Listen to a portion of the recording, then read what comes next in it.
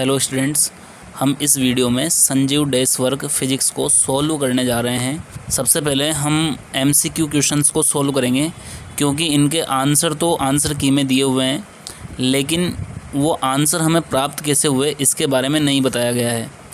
तो हम शुरू करते हैं। यह संजीव पासबुक का भौतिक विज्ञान का मॉडल पेपर है, जिसमें कुल 9 मॉडल पेपर दिए हुए हैं। ये जो स्क्रीन पर दिखाई दे रहा है ये दूसरा मॉडल पेपर है। पहला मॉडल पेपर वही है जो बोर्ड द्वारा जारी किया गया था। तो दूसरे मॉडल पेपर में हम देखेंगे कि किस प्रकार से प्रश्न पूछे गए हैं। तो पहला प्रश्न जो बहुविकल्पी प्रकार का है, इसमें टोटल 9 प्रश्न पूछे गए हैं। पहला प्रश्न जो दिया गया है पहले प्रश्न का, वह है यदि कांच की छड़ को सिल्क से रगड़ते हैं तो यह धनावेश उत्पन्न करती है, क्योंकि। तो कांच की छड़ को सिल्क के कपड़े से रगड़ने पर उस पर धनावेश उत्पन्न होने का क्या कारण है। तो कारण बताना है इसमें धनावेश उत्पन्न होने का। तो आवेश जब भी उत्पन्न होता है तो वो इलेक्ट्रॉनों के जुड़ने के कारण या उससे अलग होने के कारण उत्पन्न होता है। तो हम बात करें यहाँ पर धनावेश उत्पन्न हो रहा है, तो धनावेश उत्पन्न होने का कारण होगा इलेक्ट्रॉनों का अलग होना। तो पहला और ये अ ऑप्शन, ब और स ये तो गलत हो जाएगा। स इसका द ऑप्शन सही है।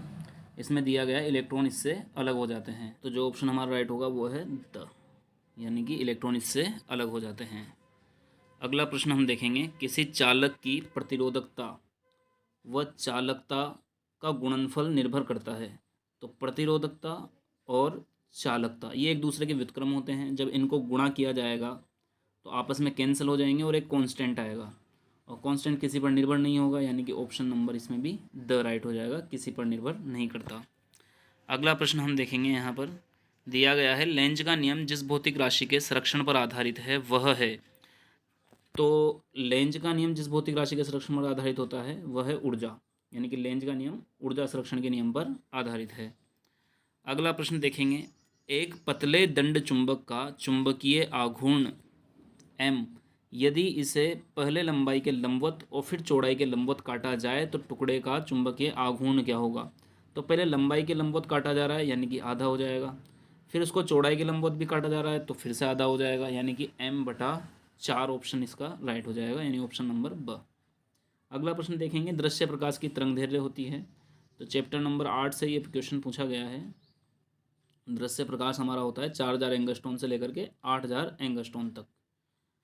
अगला प्रश्न है, किसी धातु का कार्यफलन निर्भर करता है। तो धातु का कार्यफलन किस बात के ऊपर निर्भर करता है। तो ऑप्शन दिए हुए हैं, प्रकाश स्रोत व धातु के मध्य दूरी पर, तो इसके ऊपर तो निर्भर नहीं करता। आपतित प्रकाश की तीव्रता पर भी निर्भर नहीं करता। अगला ऑप्शन दिया गया है धातु एवं उसके पृष्ठ की प्रकृति पर, तो ये ऑप्शन राइट हो जाएगा स, यानी कि धातु एवं उसके पृष्ठ की प्रकृति पर निर्भर करेगा कार्यफलन। अगला प्रश्न देखेंगे, परम शून्य ताप पर नेज जर्मेनियम तथा नेज सिलिकॉन होते हैं। तो परम शून्य ताप पर नेज जर्मेनियम और नेज सिलिकॉन जो होता है वो आदर्श कुचालक की तरह व्यवहार करता है। अगला प्रश्न देखेंगे, प्रत्यावर्ती धारा को दिष्ट धारा अमीटर से नहीं नापा जा सकता, क्योंकि। तो प्रत्यावर्ती धारा को दिष्ट अमीटर से नहीं नापा जा सकता क्योंकि इसके पूर्ण चक्र के अंदर धारा का औसत मान जो है वो 0 होता है, यानी कि इसका ऑप्शन नंबर ब सही हो जाएगा। अगला प्रश्न देखेंगे जो कि 9वां प्रश्न है, एम्पियर के नियम का सही गणितीय रूप क्या होता है। तो एम्पियर के नियम का सही गणितीय रूप होता है B.dl बराबर μ0 सिग्मा आई, जो कि इसमें दिया हुआ नहीं है कहीं पर भी। तो B.dl μ0 सिग्मा आई नहीं दिया हुआ है, लेकिन उसी को रूप बदल करके यहाँ पर दिया हुआ है, ये ऑप्शन नंबर ब में H.dl बराबर सिग्मा आई, क्योंकि यहाँ पर μ0 आएगा सिग्मा आई के साथ, उसको अपन बटे में लेके आएंगे तो B/μ बदल जाएगा H में, इसलिए ऑप्शन नंबर हो जाएगा ब। तो ये करेक्ट आंसर हो जाएगा हमारा। तो हमारे पास यहाँ पर मॉडल पेपर नंबर 2 के जो पहला बहुविकल्पी प्रकार का प्रश्न था वो कंप्लीट हो चुका है। अब हम देखते हैं मॉडल पेपर नंबर 3, और इसमें जो पहला प्रश्न दिया गया है बहुविकल्पी प्रकार का, इसको देखते हैं हम। इसका पहला प्रश्न है, एक विद्युत द्विध्रुव को किसी विद्युत क्षेत्र में रखा गया है तो उस पर लगने वाला बल आघूर्ण का मान होगा। तो यदि विद्युत द्विध्रुव को किसी विद्युत क्षेत्र के अंदर, विद्युत क्षेत्र ई के अंदर थीटा कोण बनाते हुए रखा जाए तो इसका बल आघूर्ण कितना होगा। तो इसका बल आघूर्ण होगा PE sin थीटा। अगला प्रश्न देखेंगे, एक समान n प्रतिरोधों के मान में कितनी गुणा बढ़ोतरी की जाए ताकि श्रेणी क्रम को उसी तुल्य प्रतिरोध के समांतर क्रम के संयोजन में बदला जा सके। तो इसके लिए हम मान लेंगे कि जो श्रेणी क्रम में प्रतिरोध जोड़े गए हैं n, उनका मान है R1 और जो समांतर क्रम में जोड़े गए हैं उनका मान है R2। तो श्रेणी संयोजन का सूत्र लगाने पर RS बराबर हमें प्राप्त होगा NR1 और समांतर क्रम संयोजन का सूत्र लगाने पर हमें प्राप्त होगा R2/N। और प्रश्न में दिया गया है कि दोनों तुल्य होंगे एक दूसरे के, यानी RS बराबर होगा RP। तो इस कंडीशन में NR1 बराबर हो जाएगा R2/N और यहाँ से R2 का मान निकल के आ जाएगा N² इंटू R1। अगला प्रश्न देखेंगे, भंवर धाराओं का प्रयोग निम्न में से किसमें नहीं होता है? तो भंवर धाराओं का प्रयोग डायनमो में नहीं होता है, यानी कि ऑप्शन नंबर द सही हो जाएगा। अगला प्रश्न देखेंगे, किसी स्थान पर चुंबकीय याम्योत्तर एवं भौगोलिक याम्योत्तर के मध्य कोण कहलाता है? तो चुंबकीय याम्योत्तर और भौगोलिक याम्योत्तर के बीच बनने वाले कोण को कहते हैं दिक्पात कोण, यानी कि ऑप्शन स सही हो जाएगा हमारा। अगला देखेंगे प्रश्न, यदि लैम्डा वी, लैम्डा एक्स तथा लैम्डा एम क्रमशः दृश्य प्रकाश एक्स किरणों तथा माइक्रो तरंगों की तरंगदैर्घ्य को व्यक्त करती है, तो स्क्रीन पर नज़र आ रही ट्रिक की सहायता से हम विद्युत चुंबकीय तरंगों को घटते से बढ़ते हुए क्रम में या बढ़ते से घटते हुए क्रम में आसानी से याद रख सकते हैं। यहाँ इस ट्रिक में सबसे पहले रेडियो तरंगें जो सबसे अधिक तरंगदैर्घ्य, उसके बाद उससे कम तरंगदैर्घ्य माइक्रो, फिर इंफ्रारेड और विजिबल, और उसके बाद में अल्ट्रावायलेट, फिर एक्स किरणें और फिर गामा किरणें आएगी। और हमारे क्वेश्चन में पूछा गया है कि लैम्डा वी, लैम्डा एक्स और लैम्डा एम को आरोही क्रम में जमाना है। तो सबसे पहले सबसे बड़ी आएगी लैम्डा एम, फिर उसके बाद लैम्डा वी और फिर उसके बाद आएगी लैम्डा एक्स। अगला प्रश्न देखेंगे, निरोधी विभव से कम विभव होने पर प्रकाश विद्युत धारा का मान शून्य होता है या अधिक परंतु अनंत से कम होता है, कम परंतु शून्य से अधिक होता है या अनंत होता है? तो जब निरोधी विभव के बराबर विभव हम दे दें अगर कैथोड व एनोड को, तो उस कंडीशन में कोई धारा प्रवाहित नहीं होती। तो अगर उससे भी कम विभव रख दिया जाए तो फिर तो बिल्कुल धारा शून्य होगी। तो यहाँ पर धारा का मान कितना होगा? शून्य, यानी कि ऑप्शन नंबर अ सही हो जाएगा। अगला प्रश्न देखेंगे 7वां, जीनर डायोड का उपयोग किया जाता है। तो जीनर डायोड का उपयोग निम्न में से किस में किया जाता है? तो दोलित्र के रूप में या प्रवर्धक के रूप में या वोल्टा नियंत्रक के रूप में या प्रकाश उत्सर्जन के लिए? तो वोल्टा नियंत्रण के रूप में, आप जानते हैं स ऑप्शन इसका सही हो जाएगा, यानी जीनर डायोड का उपयोग वोल्टा नियंत्रण के रूप में किया जाता है। ये कई बार क्वेश्चन पूछा गया है, तो ये इंपॉर्टेंट प्रश्न है। अगला प्रश्न देखेंगे 8वां, प्रत्यावर्ती वोल्टा V बराबर 200 साइन 100 पाई टी प्लस पाई/2 में वोल्टा का वर्ग माध्य मूल मान क्या है? तो वर्ग माध्य मूल मान निकालने के लिए हम यहाँ पर ये जो V0 दे रखा है, V0 में भाग लगाएंगे √2 का, V0/√2। तो V0 का मान दिया हुआ है 200, 200/√2, यानी कि इसको √2 से ऊपर नीचे गुणा कर लेंगे। तो √2 2 हो जाएगा, 2 से 200 कट जाएगा 100 बार, और 100 √2 आंसर आ जाएगा, यानी ऑप्शन नंबर अ इसका बिल्कुल सही है। अगला प्रश्न देखेंगे, लंबे सीधे चालक में स्थिर धारा प्रवाहित हो रही है, तो चुंबकीय क्षेत्र B व दूरी r के साथ परिवर्तन ग्राफ है। लंबे सीधे धारावाही चालक में अगर स्थिर धारा प्रवाहित हो रही है, यानी कि धारा को हम नहीं बदल रहे हैं, सिर्फ दूरी को परिवर्तित करना है, तो दूरी के साथ परिवर्तन आरेख किस प्रकार का आएगा? तो हम जानते हैं कि दूरी के व्युत्क्रमानुपाती होता है, इसलिए ऑप्शन नंबर हमारा हो जाएगा द, यानी कि ये जो ग्राफ है बी और आर के मध्य, ये वाला द हो जाएगा। तो ये अपना मॉडल पेपर नंबर 3 भी कंप्लीट हो चुका है। अब हम देखते हैं मॉडल पेपर नंबर 4। इसमें ये बहुविकल्पी प्रकार का प्रश्न है। पहला प्रश्न देखेंगे, एक द्विध्रुव के कारण उसकी अक्षीय रेखा पर r दूरी पर क्षेत्र एवं उसके लंब अर्धक यानी निरक्षीय रेखा पर r दूरी पर क्षेत्र की निष्पत्ति होगी। तो एक द्विध्रुव के कारण उसके केंद्र से r दूरी पर अक्षीय रेखा पर और उसी के केंद्र से r दूरी पर निरक्षीय रेखा पर विद्युत क्षेत्र का अनुपात क्या होगा, ये पूछा गया है। तो हम जानते हैं कि विद्युत क्षेत्र जो है वो अक्षीय रेखा पर निरक्षीय रेखा की तुलना में 2 गुना होता है, यानी कि ऑप्शन नंबर हमारा सही हो जाएगा स। प्रश्न देखेंगे, एक बेलनाकार विद्युत चालक जिसका अनुप्रस्थ काट क्षेत्र A व इलेक्ट्रॉन संख्या घनत्व n है तो इसमें विद्युत धारा I तथा इलेक्ट्रॉनों के अपवहन वेग Vd में संबंध होगा। तो हम जानते हैं कि I बराबर जो सूत्र होता है NeAVd, तो इनमें संबंध अपना सही हो जाएगा ऑप्शन नंबर अ, I बराबर NeAVd। अगला प्रश्न देखेंगे, किसी कुंडली का स्वप्रेरकत्व कम होगा जबकि, तो इसका ऑप्शन नंबर द सही होगा, यानी कि कुंडली को प्रतिचुंबकीय पदार्थ पर लपेटा जाए तो इसका स्वप्रेरकत्व कम हो जाता है। अगला प्रश्न देखेंगे, विद्युत चुंबक में क्रोड कच्चे लोहे का बनाया जाता है क्योंकि, तो विद्युत चुंबक में जो क्रोड होता है वो कच्चे लोहे का क्यों बनाया जाता है? तो ऑप्शन दे रखा है, प्रवृत्ति तथा धारणशीलता अधिक होती है, प्रवृत्ति अधिक तथा धारणशीलता कम होती है। सब ऑप्शन दिया हुआ है इसका, प्रवृत्ति व धारणशीलता दोनों कम होती है, धारणशीलता अधिक व प्रवृत्ति कम होती है। तो नर्म लोहे की प्रवृत्ति अधिक होती है तथा धारणशीलता कम होती है, इसलिए इसका उपयोग विद्युत चुंबक के रूप में किया जाता है। तो इसका ऑप्शन नंबर हो जाएगा ब। अगला प्रश्न देखेंगे, पांचवा प्रश्न है, विद्युत चुंबकीय तरंगों के अस्तित्व का सिद्धांत दिया था। तो विद्युत चुंबकीय तरंगों का अस्तित्व का सिद्धांत मैक्सवेल ने दिया था, यानी कि ऑप्शन नंबर हमारा हो जाएगा ब। निरोधी विभव निर्भर होता है। तो आइंस्टीन के प्रकाश विद्युत समीकरण के आधार पर हम ये बता सकते हैं कि निरोधी विभव का मान आपतित फोटोन की ऊर्जा और पदार्थ के कार्यफलन पर निर्भर करता है, कार्यफलन के अंतर पर निर्भर करता है, अतः इसका ऑप्शन नंबर हो जाएगा स। अगला प्रश्न देखेंगे, निम्न में से गलत कथन है, अपद्रव्य अर्धचालक को बाह्य अर्धचालक कहते हैं। तो ये तो बिल्कुल सही है। होल व इलेक्ट्रॉन दोनों ही आवेशवाहक हैं, ये भी सही है। पी प्रकार के अर्धचालक में इलेक्ट्रॉन अल्पसंख्यक आवेशवाहक होते हैं। तो पी प्रकार के अर्धचालक में इलेक्ट्रॉन अल्पसंख्यक आवेशवाहक होते हैं और होल जो है वो बहुसंख्यक आवेशवाहक होते हैं, तो ये भी सही है। द ऑप्शन देखेंगे, पी प्रकार के अर्धचालक में होल अल्पसंख्यक आवेशवाहक होते हैं, तो ये गलत हो जाएगा क्योंकि पी प्रकार के अर्धचालक में अल्पसंख्यक आवेशवाहक इलेक्ट्रॉन होते हैं, न कि होल। तो द बिल्कुल सही है। अगला प्रश्न देखेंगे, उच्च आवृत्ति के लिए संधारित्र का प्रतिरोध होता है।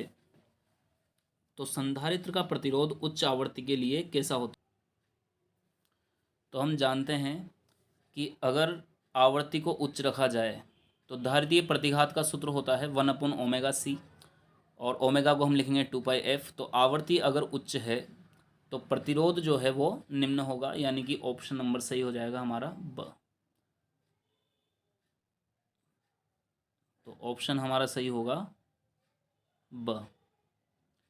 अगला प्रश्न है, टोरॉइड में प्रवाहित धारा के कारण उत्पन्न चुंबकीय क्षेत्र का मान अक्ष के सभी बिंदुओं पर समान होता है या बाहर की ओर अधिकतम होता है? बाहर तो देखो शून्य होता है, केंद्र पर शून्य होता है, अक्ष के सभी बिंदुओं पर समान होता है।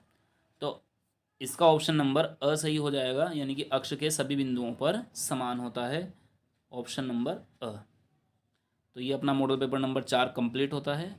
तो ये हमारे सामने है मॉडल पेपर नंबर 5 और इसमें पहला प्रश्न दिया गया है, R1 व R2 त्रिज्या के दो आवेशित गोलों को एक तार द्वारा जोड़ा जाता है, गोलों के विद्युत क्षेत्रों का अनुपात क्या होगा? क्वेश्चन में दिया हुआ है कि R1 व R2 त्रिज्या के दो चालक गोले हैं जिन्हें एक चालक तार द्वारा जोड़ा जाता है। जब इन्हें चालक तार द्वारा जोड़ा जाएगा तो दोनों पर विभव का मान समान होगा और इस कंडीशन में हम C1 और C2 दोनों के लिए अलग अलग धारिताएं ज्ञात करने के लिए सूत्र लगाएंगे।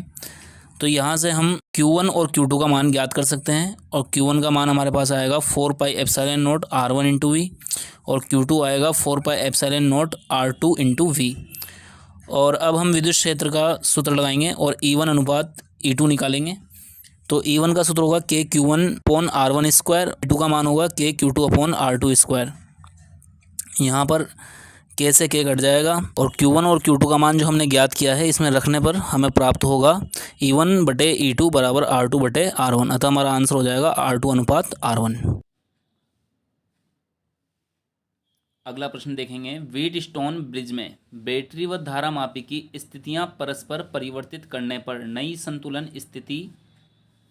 तो जब व्हीटस्टोन ब्रिज में बैटरी व धारा मापी की स्थितियां परस्पर बदल दी जाए तो इस संयोजन का आपस में बदल देने पर कोई प्रभाव व्हीटस्टोन सेतु पर नहीं पड़ेगा। यानी इसका ऑप्शन जो पहला ऑप्शन दिया हुआ है अपरिवर्तित रहेगी, यही सही हो जाएगा, यानी कि ऑप्शन नंबर अ। अगला प्रश्न देखेंगे, किसी पदार्थ में भंवर धाराएं उत्पन्न होती है जब उसे गर्म किया जाता है या विद्युत क्षेत्र में रखा जाता है या एक समान चुंबकीय क्षेत्र में रखा जाता है, समय के साथ परिवर्तनशील चुंबकीय क्षेत्र में रखा जाता है। तो भंवर धाराएं जब ही उत्पन्न होती है जब किसी भी पदार्थ को चुंबकीय क्षेत्र के अंदर, परिवर्तनशील चुंबकीय क्षेत्र के अंदर रखा जाए। तो इसका ऑप्शन हो जाएगा द। अगला प्रश्न देखेंगे, अनुचुंबकीय पदार्थों की प्रवृत्ति काई एवं परम ताप टी में सही संबंध है। तो क्वेश्चन नंबर ये 4 है हमारा, और इसका सही आंसर होगा हमारा काई समानुपाती 1/T, यानी कि ऑप्शन नंबर अ। क्योंकि चुंबकीय प्रवृत्ति काई व्युत्क्रमानुपाती होती है परम ताप टी के, तो ऑप्शन नंबर अ बिल्कुल सही हो जाएगा। अगला प्रश्न देखेंगे, विद्युत चुंबकीय तरंगें अध्यारोपण के सिद्धांत का पालन करती है, अध्यारोपण के सिद्धांत का पालन नहीं करती है। गलत है ये ऑप्शन, केवल अध्यारोपण दर्शाती है, केवल व्यतिकरण दर्शाती है। तो हमारा आंसर सही होगा, अध्यारोपण के सिद्धांत का पालन करती है, यानी ऑप्शन नंबर अ। अगला प्रश्न है, फोटो सेल में प्रकाश विद्युत धारा का मान निर्भर करता है केवल आपतित विकिरण की तीव्रता पर, आपतित विकिरण की आवृत्ति तथा तीव्रता पर, केवल एनोड तथा कैथोड के बीच विभवांतर पर, या विकिरण की तीव्रता तथा विभवांतर पर। तो इसका ऑप्शन नंबर द बिल्कुल सही है, यानी कि विकिरण की तीव्रता तथा विभवांतर पर निर्भर करता है। अगला 7वां प्रश्न है, शुद्ध अर्धचालक जर्मेनियम में आर्सेनिक की अशुद्धि मिलाने पर उपस्थित होगा, यानी कि जर्मेनियम में यदि आर्सेनिक की अशुद्धि मिलाई जाए तो किस प्रकार का तत्व यहाँ, किस प्रकार का पदार्थ यहाँ पर बनेगा। तो हम जानते हैं कि आर्सेनिक जो है वो एक पंचसंयोजी अशुद्धि है, यानी कि इसके बाह्यतम कोश में 5 इलेक्ट्रॉन होते हैं। तो एक इलेक्ट्रॉन 4 जर्मेनियम परमाणु से संबंध बनाने के बाद में, सहसंयोजन बंध बनाने के बाद में शेष बचेगा, यानी कि यहाँ पर बनेगा एन प्रकार का अर्धचालक, यानी ऑप्शन नंबर ब सही है। अगला प्रश्न देखेंगे, अर्धशक्ति बिंदु पर परिपथ में धारा का मान होगा। तो अर्धशक्ति बिंदु पर जो मैक्सिमम धारा होती है उसका 1/√2 गुणा धारा का मान होता है, यानी यहाँ पर भी ऑप्शन नंबर क्या होगा, ब बिल्कुल सही होगा। 9वां प्रश्न है, किसी चल कुंडली धारामापी को वोल्ट मीटर में रूपांतरित किया जा सकता है। तो किस प्रकार से किसी चल कुंडली धारामापी को वोल्ट मीटर में बदला जा सकता है। तो हम जानते हैं कि वोल्ट मीटर का प्रतिरोध बहुत उच्च रखना होता है। तो उच्च प्रतिरोध रखने के लिए हम चल कुंडली धारामापी के श्रेणी क्रम में एक उच्च मान का प्रतिरोध जोड़ देते हैं। तो इसमें ऑप्शन दिया हुआ है उच्च प्रतिरोध समांतर क्रम में जोड़कर, तो ये गलत होगा। अल्प प्रतिरोध श्रेणी क्रम में जोड़कर, ये भी गलत होगा। उच्च प्रतिरोध श्रेणी क्रम में जोड़कर, तो ऑप्शन नंबर स हमारा सही है, यानी कि उच्च प्रतिरोध श्रेणी क्रम में जोड़कर। तो यहाँ पर हमारे मॉडल पेपर नंबर 5 भी कंप्लीट होता है। अब हम देखते हैं मॉडल पेपर नंबर 6। इसमें जो पहला प्रश्न दिया गया है, साबुन के बुलबुले को ऋणावेशित करने पर उसकी त्रिज्या। तो जब किसी साबुन के बुलबुले को ऋणावेशित किया जाएगा तो उसके ऊपर ऋणावेश एक समान प्रकार का आवेश होगा जो एक दूसरे को प्रतिकर्षित करेगा, और इसकी त्रिज्या यहाँ पर बढ़ जाएगी, यानी ऑप्शन नंबर ब बिल्कुल सही हो जाएगा।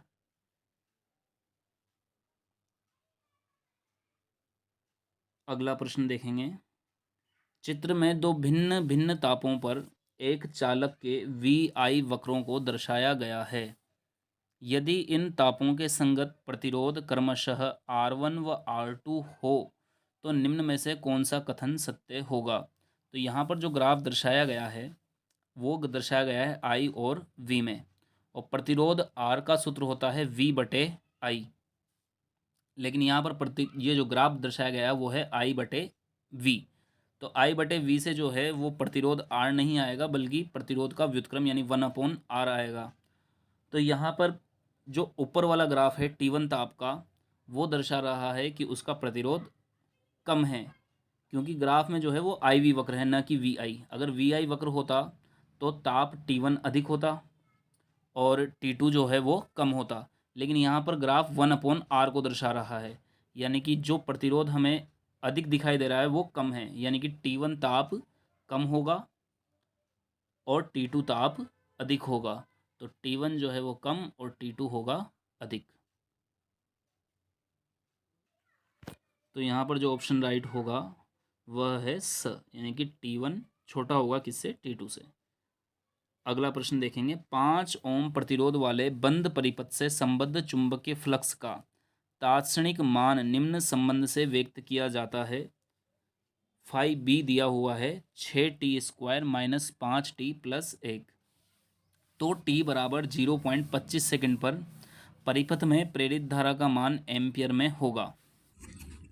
ये पूरा फॉर्मूला बेस्ड क्वेश्चन है। इसमें r बराबर दे रखा है 5 ओम, t बराबर दे रखा है 0.25 सेकेंड और 5b बराबर दे रखा है 6t² - 5t + 1। तो हमें पहले विद्युत वाहक बल ज्ञात करना पड़ेगा और E बराबर होता है -d5/dt। तो अवकलन करने पर हमें प्राप्त होगा -12t + 5 और विद्युत धारा का सूत्र होगा E/R। तो यहाँ पर हमारे पास आ जाएगा -12 × t का मान रखेंगे 0.25 + 5/5, सोल्व करने पर प्राप्त होगा 0.4 एम्पियर। अगला प्रश्न देखेंगे, निम्न में से सही संबंध है। तो हम जानते हैं कि B/μ0 बराबर होता है H + I। तो इसमें I को इसी तरफ लिखा गया है, यानी कि इसको अगर इधर लाएंगे हम तो माइनस में बदल जाएगा, यानी ऑप्शन हमारा हो जाएगा सही B/μ0 - I बराबर H। अगला प्रश्न हम देखेंगे, विद्युत चुंबकीय तरंगों के लिए निम्नलिखित में से कौन सा कथन असत्य है। तो पहला ऑप्शन दिया हुआ है, विद्युत तथा चुंबकीय क्षेत्र वेक्टर दोनों एक ही स्थान पर एक ही क्षण अधिकतम तथा न्यूनतम मान को प्राप्त होते हैं। विद्युत चुंबकीय तरंगों में विद्युत ऊर्जा विद्युत तथा चुंबकीय वेक्टरों के में बराबर बराबर बढ़ जाती है। विद्युत तथा चुंबकीय वेक्टर दोनों एक दूसरे के समांतर होते हैं तथा तरंग संचरण की दिशा के लंबवत होते हैं। इन तरंगों के संचरण के लिए किसी माध्यम की आवश्यकता नहीं होती। तो पांचवा ऑप्शन में हमारे स ऑप्शन सही होगा, क्योंकि उसने असत्य कथन पूछा है। विद्युत तथा चुंबकीय वेक्टर दोनों एक दूसरे के समांतर होते हैं, तो समांतर नहीं होते हैं, एक दूसरे के लंबवत होते हैं और विद्युत चुंबकीय तरंग संचरण की दिशा के भी लंबवत होते हैं। तो ऑप्शन नंबर स हमारा सही होगा।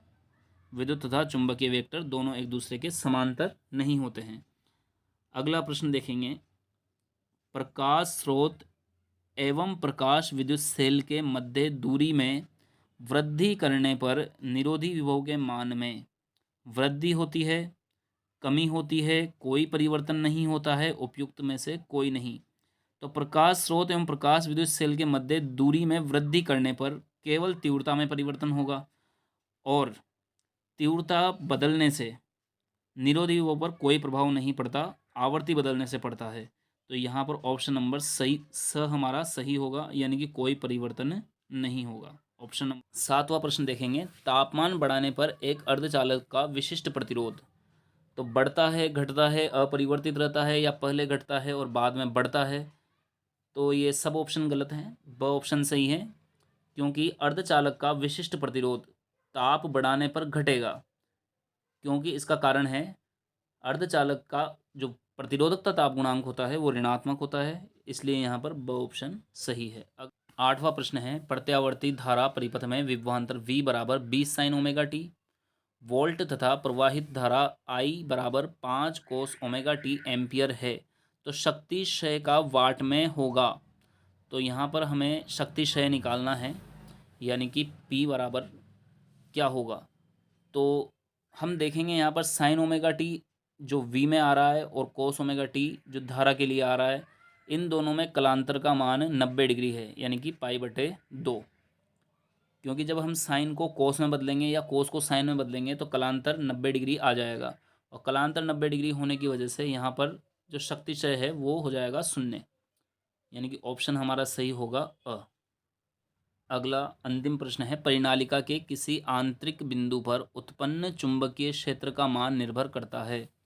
तो परिनालिका के अंदर किसी आंतरिक बिंदु पर चुंबकीय क्षेत्र का मान किस पर निर्भर करता है, केवल परिनालिका में प्रवाहित होने वाली धारा पर या केवल परिनालिका की लंबाई पर, चक्करों की संख्या पर।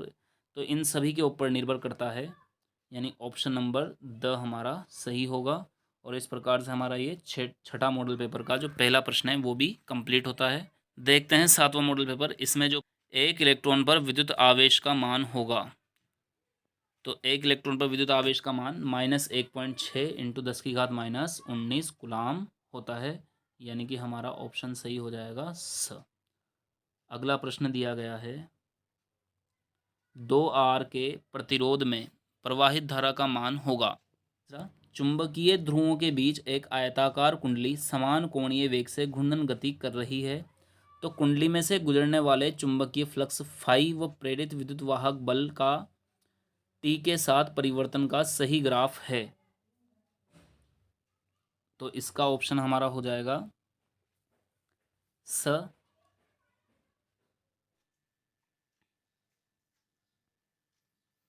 एक दंड चुंबक उत्तर दक्षिण दिशा में इस प्रकार रखा जाता है कि उसका उत्तरी ध्रुव उत्तर की ओर है।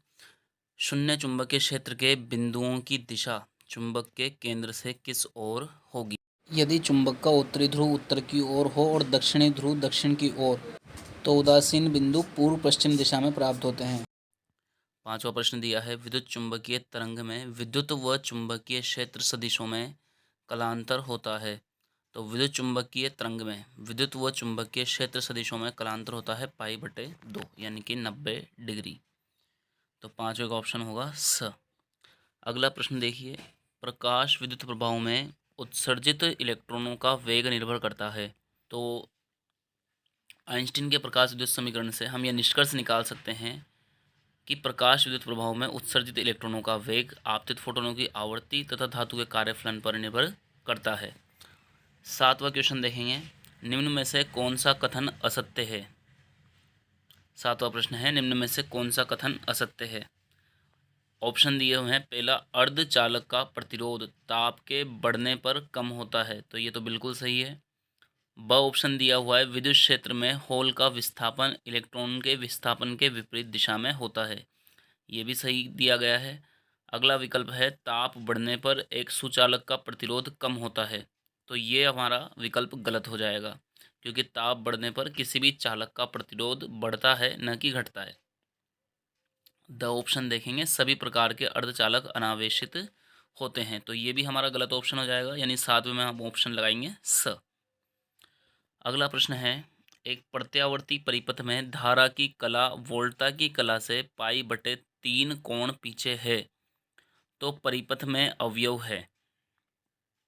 तो इसमें पूछा गया है कि एक प्रत्यावर्ती परिपथ में धारा की कला वोल्टा की कला से π/3 कोण पीछे है, तो वोल्टा की कला से धारा की कला पीछे है, और ऐसा किस परिपथ में होता है? तो ऐसा परिपथ में होता है आर और एल परिपथ में, यानी प्रतिरोध और प्रेरक दोनों अगर लगे हों परिपथ के अंदर, तो वहाँ पर धारा की कला वोल्टा की कला से पीछे होती है।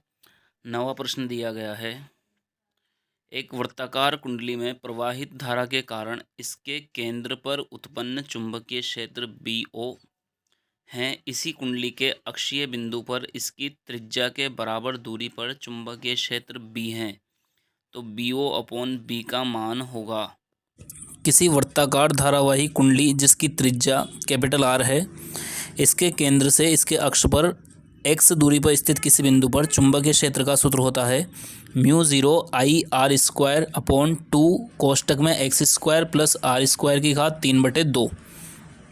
अब यदि हम इसके केंद्र पर चुंबकीय क्षेत्र का मान ज्ञात करें, तो x = 0 रख देंगे और B0 हमें प्राप्त होगा μ0I/2r।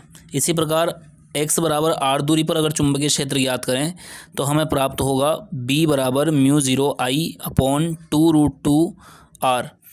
तो केंद्र पर चुंबकीय क्षेत्र और त्रिज्या के बराबर दूरी पर चुंबकीय क्षेत्र B0/B का अनुपात हमें प्राप्त होगा 2√2/1।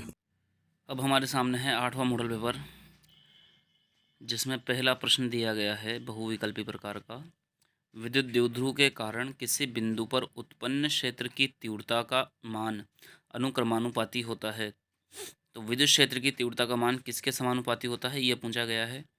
तो हमें पता है कि किसी विद्युत द्विध्रुव के कारण विद्युत क्षेत्र की तीव्रता का मान 1/r³ के समानुपाती होता है। तो आर क्यूब को जब ऊपर लेके आएंगे हम तो बदल जाएगा ये आर की घात -3 में, यानी कि ऑप्शन इसका सही हो जाएगा। दूसरा प्रश्न है, मीटर ब्रिज का तार बना होता है। तो मीटर ब्रिज का जो तार होता है वो किस पदार्थ का बना होता है? क्योंकि मीटर ब्रिज में प्रतिरोध को एक नियत मान का रखने के लिए किसी मिश्र धातु का उपयोग किया जाता है, जो मैंगनीन हो सकता है या कॉन्स्टेंटन। अतः ऑप्शन में जो दिया हुआ है वो दिया हुआ है कॉन्स्टेंटन, यानी कि ब ऑप्शन हमारा सही होगा। अगला प्रश्न देखेंगे जो नंबर 3 दिया गया है, एक चालक लूप को एक समान चुंबकीय क्षेत्र में इस प्रकार रखा जाता है कि इसका तल चुंबकीय क्षेत्र के लंबवत स्थित है।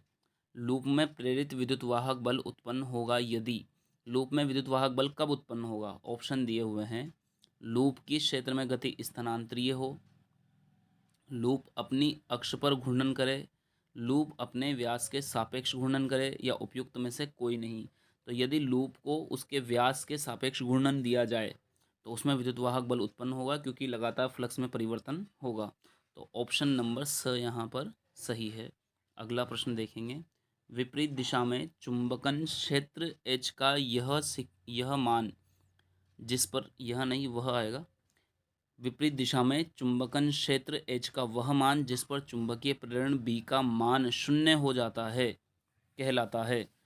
तो जिस मान के ऊपर H के जिस मान के ऊपर B का मान 0 हो जाता है उसे क्या कहा जाता है? पांचवा प्रश्न दिया गया है, निम्न में से कौन सी तरंगें विद्युत चुंबकीय तरंगें नहीं हैं?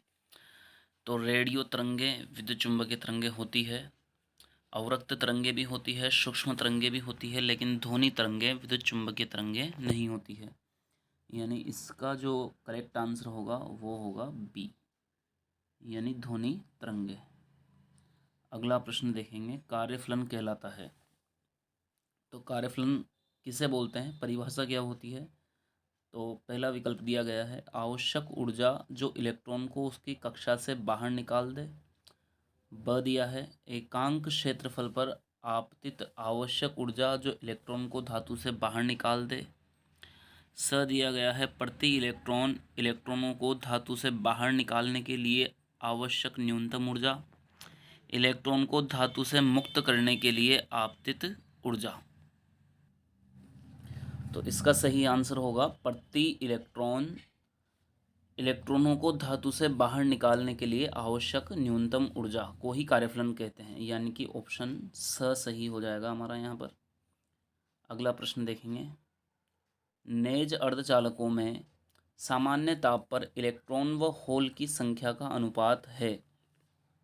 तो नेज अर्धचालकों में इलेक्ट्रॉन व होल की संख्या का अनुपात होता है 1:1, क्योंकि इलेक्ट्रॉन व होल की संख्या आपस में बराबर होती है। अगला प्रश्न दिया गया है, श्रेणी परिपथ में किसी प्रेरक कुंडली के सिरों पर वोल्टता व धारिता के सिरों पर वोल्टता के मध्य कलांतर रेडियन में होता है। तो श्रेणी संयोजन में प्रेरक कुंडली व धारिता के सिरों पर वोल्टता के मध्य कलांतर होगा 180 डिग्री, यानी कि पाई। अगला प्रश्न दिया है, चल कुंडली धारा मापी में प्रवाहित धारा I और विक्षेप थीटा में संबंध होता है। तो धारा I व विक्षेप कोण थीटा में संबंध होता है I समानुपाती थीटा, यानी कि धारा जो है वो विक्षेप कोण थीटा के समानुपाती होती है। तो ऑप्शन ब हमारा सही हो जाएगा। अगला लास्ट हमारा मॉडल पेपर है 9वां, मॉडल पेपर नंबर 9 हमारे सामने है और इसका ये पहला प्रश्न दिया गया है। पहला प्रश्न है, एक बंद करने वाले पृष्ठ के अंदर आवेश की स्थिति इस प्रकार बदली जाती है कि कुल आवेश स्थिर रहता है। बंद पृष्ठ से विद्युत फ्लक्स का अभिवाह बढ़ता है, कम होता है, अव्यवस्थित रूप से बदलता है, अपरिवर्तित रहता है। तो यदि हम किसी बंद पृष्ठ के अंदर आवेश की केवल स्थिति बदलें तो इस स्थिति को बदलने से उसके फ्लक्स में जो उससे बाहर फ्लक्स निर्गत हो रहा है उस पर कोई प्रभाव नहीं पड़ेगा, यानी कि फ्लक्स अपरिवर्तित रहेगा। अगला प्रश्न दिया गया है, चित्र में प्रतिरोध का मान मेगा ओम में होगा। इस प्रश्न में हमें दिए गए कार्बन प्रतिरोध के लिए मान ज्ञात करना है कि इसका मान कितना होगा। तो हम देख सकते हैं इस कार्बन प्रतिरोध में 4 रंग की जो पट्टियां हैं उनके रंग क्रमशः हैं पीला, भूरा, बैंगनी और स्वर्ण। तो पहले जो 2 रंग होते हैं वो बताते हैं सार्थक अंकों को। तो हम यहाँ पर देखेंगे पीले रंग यानी कि येलो के सामने लिखा हुआ है 4, तो जो पहला अंक होगा वो 4 होगा। इसी प्रकार दूसरा रंग लिखा हुआ है भूरा यानी कि ब्राउन, और ब्राउन के सामने लिखा हुआ है सार्थक अंक 1, तो इसका अंक हो जाएगा 1। और फिर अब आएगी 10 की घात, तो यहाँ पर तीसरा रंग लिखा हुआ है बैंगनी रंग, और बैंगनी रंग यानी कि वॉयलेट, जो कि 10 की घात 7 के सामने लिखा हुआ है, यानी कि 4 1 इंटू 10 की घात 7। और अंतिम जो कलर है वो दिया हुआ है स्वर्ण, और स्वर्ण का प्रतिशत दे रखा है 5। तो हमारा आंसर हो जाएगा 41 इंटू 10 की घात 7 ±5%। प्रश्न नंबर 3 है, एल भुजा व आर प्रतिरोध का वर्गाकार चालक लूप अपनी एक भुजा के लंबवत एक समान वेग v से अपने तल में गति कर रहा है तथा चुंबकीय प्रेरण b हैं जो आकाश व समय में नियत हैं तथा लूप के तल के लंबवत अंदर की ओर है। लूप में प्रेरित धारा है। यहाँ समय के साथ चुंबकीय फ्लक्स में परिवर्तन नहीं हो रहा है, अतः प्रेरित विद्युतवाहक बल का मान 0 होगा, इसलिए धारा भी 0 होगी। प्रश्न नंबर 4 दिया गया है, यदि किसी स्थान पर पृथ्वी के क्षेत्र के ऊर्ध्वाधर घटक BV एवं क्षैतिज घटक BH के मान समान हैं, अतः उस स्थान पर नमन कोण का मान है।